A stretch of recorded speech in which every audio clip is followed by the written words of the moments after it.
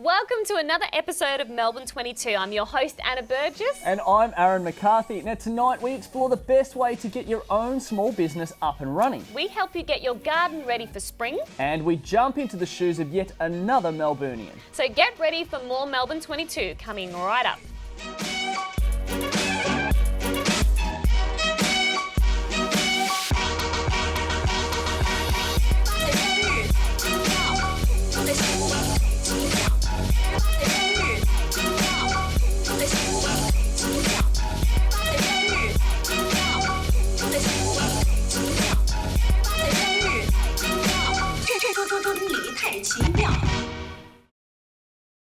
Hey guys, it's that time again, Melbourne 22. We strive here to bring you to the brink of excitement. I'm right there with you. And Your octave, you just went right up an octave. That was me on the brink of excitement right there. First up on the show tonight, we shift in green mode. We shift into green mode, I should say. Green and a little bit of blue. I'd say this is off green. If you've neither the time or the space to grow your own garden, we've got a bunch of great tips for you coming right up. That's right, Aaron. We recently visited a local nursery and community garden to see just how amazing your backyard could be. With high-rise buildings and apartment living increasing, not everybody has room for a little garden in their backyard. Not only is farming your own produce a great way to keep in touch with nature, there are a lot of other benefits as well. Gardening is quite therapeutic. You enjoy the produce, you like to see it coming on. Like I said, with the social aspect as well, you can stand around and have a chat with people at the end of the day, and get in the sun, get some dirt on your hands, grow some things and get something at the end of it. It's fantastic. Mostly it's about mental health. It's about spending time outside and just spending time with yourself. Well, for a start, you don't have chemicals in the ground. In local community gardens like this, you'll have pretty strict rules about what you can and can't use around the soil. A great thing to share. It's a thing about sharing knowledge and sharing about, and not only sharing knowledge, but sharing produce, and that's really what it's about. It's about food. You're actually reducing your sort of footprint in your local community. The gardening pie is shrinking, but we're finding that there's a whole new generation of people that actually want to learn how to grow food, but they haven't been taught that basic information. Community gardens are easily accessible and a great source of information from experienced gardeners. Even with limited space, it isn't that difficult to get started at home. Your own veggie patch started, the best place to start is to start small, and I recommend most people just to visit their local nursery and think about what it is that you're going to grow into. Some really simple things are things like radish. You can't go wrong with growing radish. They're the easiest thing to grow. Green leaf stuff, spinach and your broccolis and your collies and all that sort of stuff, cucumbers. Tomatoes require a little bit of treatment, but they're not that hard. It's not brain surgery. It just gives you a really good appreciation about where your food has come from and about the whole journey, about how that food gets to your table. Backyard gardening is fast becoming more popular within the Melbourne community. Every day we get people coming through, it'll be a group from another community will come through and say, how do we set up our own? What's the process we go through? But most people I find is not necessarily motivated by environmental factors, or it's a long-term decision. But one thing most people care about is what they're having for dinner. Getting outside and grounding ourselves with the earth shouldn't have to be a chore. It is such a rewarding experience and is a great beginning for a healthier lifestyle. Come on, Melbourne, get your hands dirty. Look, I think that was a great package, and I think that with everything being so processed these days, it's a really forward-moving trend, the old... And I think he may be right that a lot of people really don't care about getting their hands dirty or green, but what's on the table? And what you're putting in your mouth, whether it's green. That's what I mean by that, yeah. Exactly, and not just in colour, but in the vibe of it. Absolutely, Aaron. Yeah, you know what I'm saying? It's about the vibe. So here in the studio with us today, we've got Karen Sutherland to talk about springtime gardening. How are you doing today? I'm well, thank you. Thanks for having me on. Now, Karen, there's nothing better than the taste of good food. What are some of the ways that we can get a better flavour of food on our table through using a nice green garden and doing it yourself? Well, I've brought along some samples to show you, just to show you that. These are some dried fruits I've grown and then dried in a dehydrator at home. So growing your own at home and picking it at its freshest and then preserving it for later use in the year, that's a way to get to have your produce as fresh as possible, and to have that will give you the best taste, the freshness, really. Okay. But in a small area, you can grow things like rosemary, parsley, oregano. So they're wonderful. all things that are easily Gorgeous. grown in pots for an apartment, It's as well an as things like orchestra the of silver beet. smells and Beautiful. flavours there. You can grow things for herbal tea. So that's I if you love my crush herbal that, have a crush of that. That's lemon myrtle. It's an Australian native herb. So Aaron loves his that's tea. that beautiful. makes a fantastic Yeah, tea. I do love my tea. Oh, that's love- fresh. And it's really healthy lovely. and it's good. Now, Very this good thing, for you. what is this thing here? Because you see these fruits out there, and this, to be honest, if anybody ever saw the Ninja Turtles, it kind of looks like Krang. But it's a bit of pop culture. Now, what is it though? That's a choco, or I like to call it the humble choco, because it often gets derided, but it's pretty common north of the Great Dividing Range. It's not as common in Melbourne, but it grows really well in Melbourne. And it's like a winter zucchini. So A winter zucchini. So you use it like a zucchini. like a stir fry you could do with it. Yeah, How- stir fry is really yeah. good actually. Yeah. And is it feels more dense than a crispy. zucchini though. Oh, it Would you is. have to cook it for longer? Yes and no. It gives a nice crispy feeling to a stir fry. So.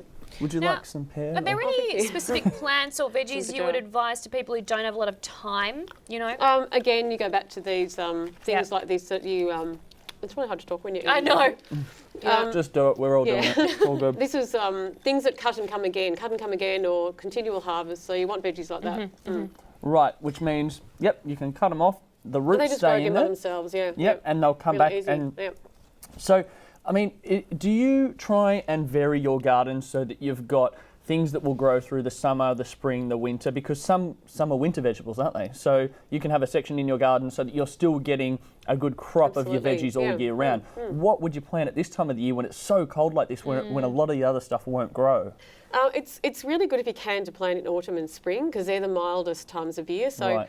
in the middle of winter, it does get a bit more difficult to plant, but you can still plant things like celery, kale, silver beet, spinach. Kale's a Spring bit of an onions. exciting one that's come out. Everybody's on Everyone's board the kale really train crazy at the about moment, kale. and I'm I not didn't bring talking any about kale the samples soccer. in, but yeah. I'm talking about the vegetable. Yeah. What is kale? Where does it come from? And It's in the cabbage family. Think of it like a family. loose leaf cabbage. So, Okay. I mean, if you get really excited about it, you can juice it. I don't think it's that exciting, so I just cook it in soups and. Drying it I out like- in chips is fantastic. Yeah, I didn't think it was that Not exciting. big on that? All right. Sorry to interrupt, but no one has pointed out that gorgeous little wine bottle that's like sitting in Oh, your basket This there. is elderflower wine. Right. So this is a really, really easy wine to make from flowers in your back garden. Right. And if you'd like to taste some. Oh, look, I think we have some glasses prepared No, earlier. look, Anna just drinks out of the bottle generally. She's pretty. Scotty? All right, beautiful. Well, look Oh, what look how we'll do, ornate they are. we'll crack the wine. And we'll say thank you very much for joining us You're today welcome. on the show. We've got some work to do right in here, right moderation, now. of course. So, we'll. Yeah. Do you want to? I mean, look, I've got the wine. I'm feeling really motivated, though, strangely enough, with this wine to go and plant some seeds, get green. All right, we'll go on then. You've got time. We're going to head to a break right now. More Melbourne 22 coming right up. Coming up on Melbourne 22. Basically, I thought that I couldn't stand working for a boss.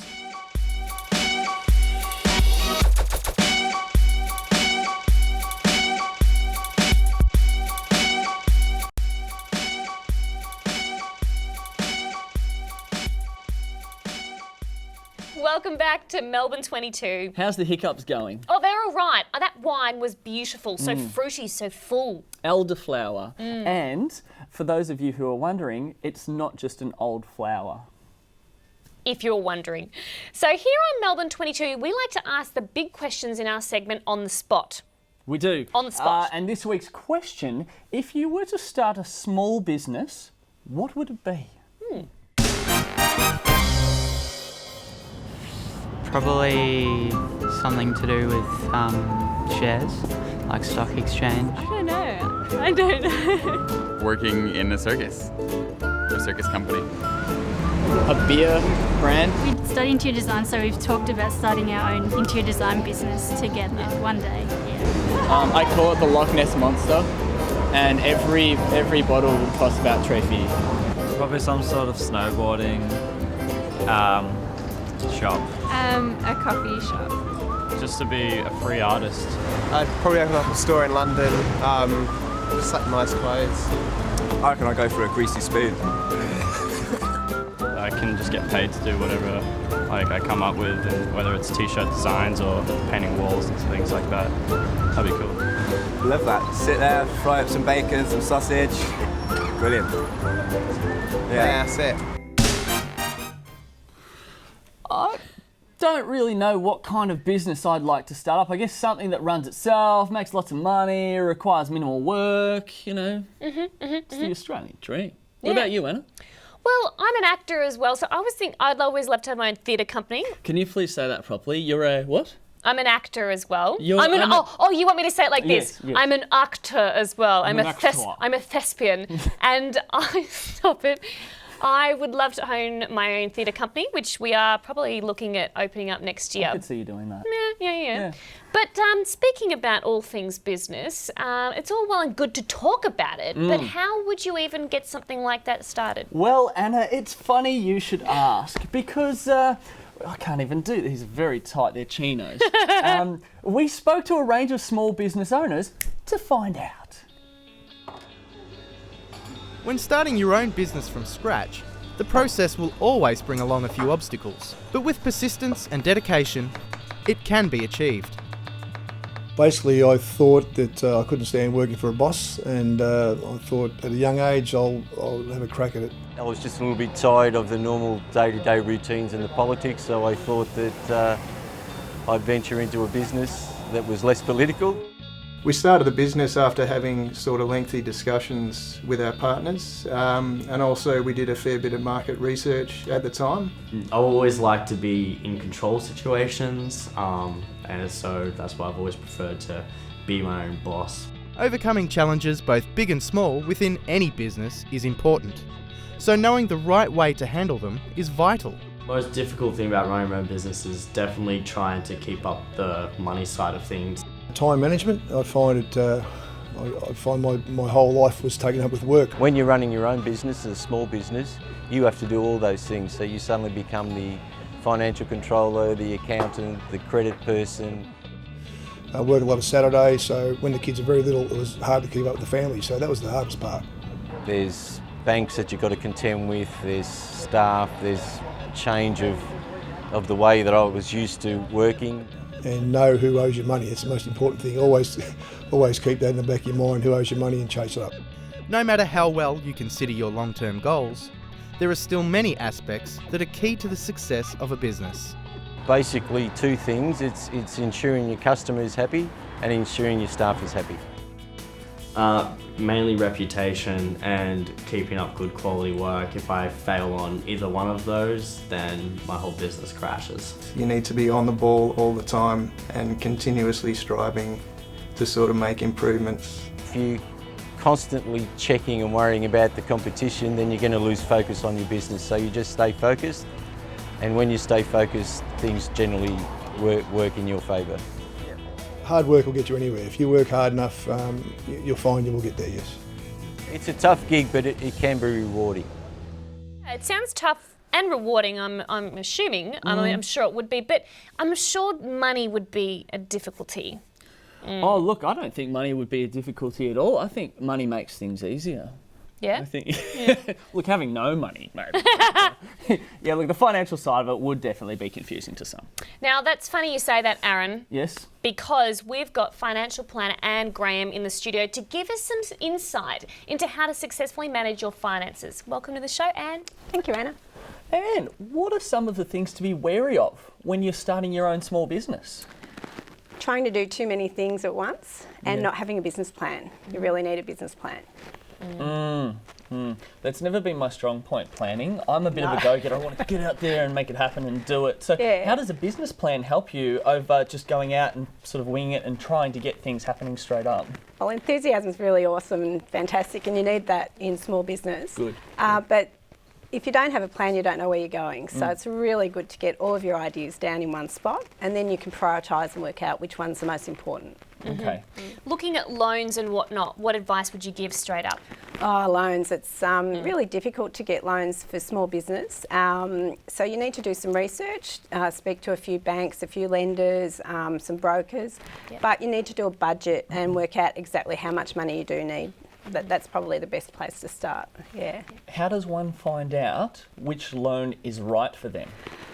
And what are some of the common types? Common types of loans. There's most loans for small business would be lent against a property. You're not going to get a lot of lenders giving you money with the security being a small business, which might be a coffee shop, say. Does that mean you're putting your own personal property at risk? Yeah. Oh. Yeah. Now, possibly. when you're your own business owner, things like sickness, injuries, what precautions can someone take? To look after their finances and their business? Insurance. So it's the most boring thing in the world. I literally just I saw you shut down. That. Aaron Waker. No, insurance is really important. A bit like car insurance, you wouldn't drive around in a car without it being insured.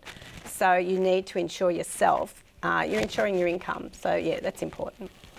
So lovely to have you in with us, Anne. Thank you so much for all your advice. Well, hopefully this information enlightens some of our audience. Next up, we have Made in Melbourne. Not Made the cleaner, made as in making things, where we tell you all about a classic or iconic invention that was, you guessed it, made in Melbourne. Tonight's invention is something you probably use every day. Did you like those hands? And it's probably sitting in your backyard right now. Hairbrush. Hairbrush in your backyard. I put things in weird places. What do you mean, that creepy little garden gnome that looks like Justin Bieber? You have a garden gnome that looks like Justin Bieber with that.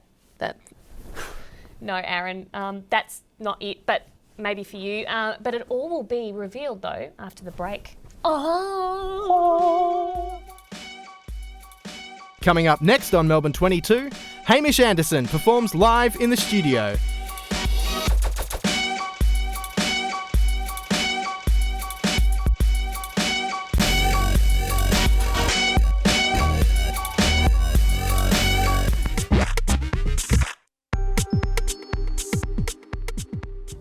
The all-metal rotary clothesline, not to be confused with the Hills hoist, was invented in 1911 by a man named Gilbert Toyne, a blacksmith from Darrawhill, Victoria.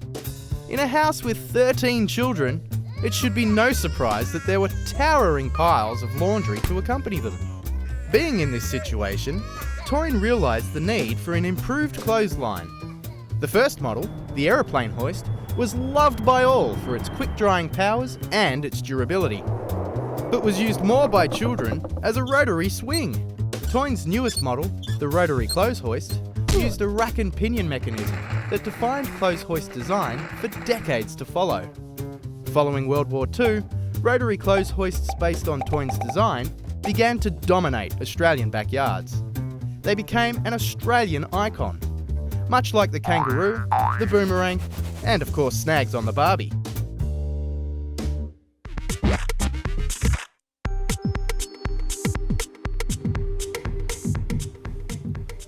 I had no idea that was made in Melbourne. I had no idea that it was constructed the same time that they made the kangaroos. Huh, who couldn't believe it at all? Do you have any pets, Aaron? Hey? No, why? Because right now we're stepping into the shoes of another Melburnian who cares for almost 50 animals. Whoa, that's a lot of newspaper. And food.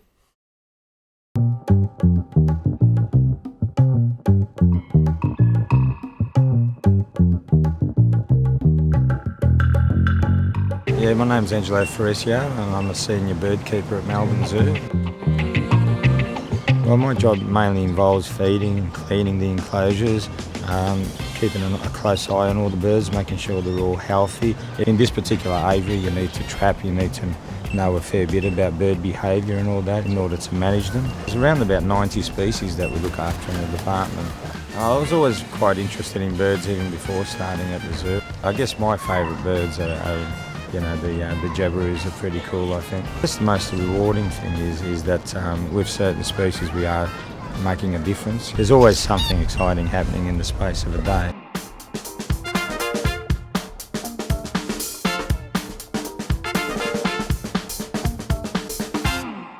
That's a pretty cool job. It kind of reminds me though of the Hitchcock movie The Birds though. Have you Scary, for sure. And I would not want to be responsible for cleaning that bird cage. Exactly. It's left me feeling a little bit peckish, to be honest. Well, I guess there's ups and downs to every job. Just imagine going to the zoo every day. It's like a dream come true for my inner child. Yes. Do you have any inner child dreams? Do I have any dreams of being an inner child? No. Of having it, what? Do you have any dreams from when you were a child of things to do in the future? With the birds? Doesn't matter. It's come to the end of another episode of Melbourne 22. I know, it's sad. Awkward. And as always, we like to send you off with some very spectacular music acts. So don't forget to follow us along and send us a comment or a Facebook or a Twitter or an Instagram. Pigeon, anything. whatever. Yeah, send us a bird. Message in a bottle. Smoke signal. We'll take anything, essentially. Correction, you'll take anything, yeah. So true. Now, tonight we're gifted with the musical stylings of the one and only Hamish Anderson performing his song Winter. You've been watching Melbourne 20, that'd be 44, We wouldn't totally it? just You've been had a- watching Melbourne 22. We just had a Mamma Mia moment We then. did. Yeah, see you next week.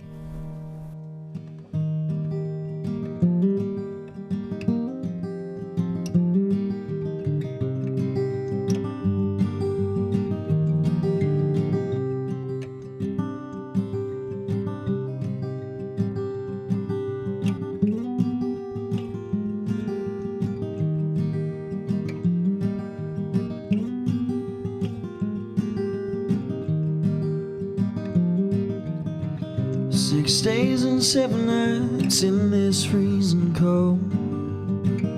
Is young love really meant to make me feel this old? And take time to realize all that we had. To realize now that I'm never coming back. We'll say our goodbyes in winter. As tattered hearts grow so cold. And don't you ever say this won't be the last time.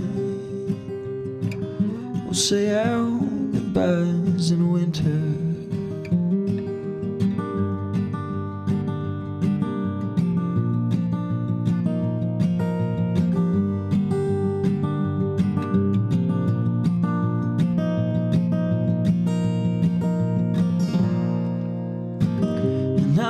My innocence when I looked into your eyes. I lost all my faith when our words turned to lies. The prophet has now spoken on. The curtain must now fall. This our final chapter, the ending of it all. Oh, we'll say our goodbyes in winter. Always tattered hearts grow so cold. And don't you ever say this won't be the last time. We'll say our goodbyes in winter. And oh, here comes the cold. And bringing with it the heartbreak that it holds. No, no, no, no.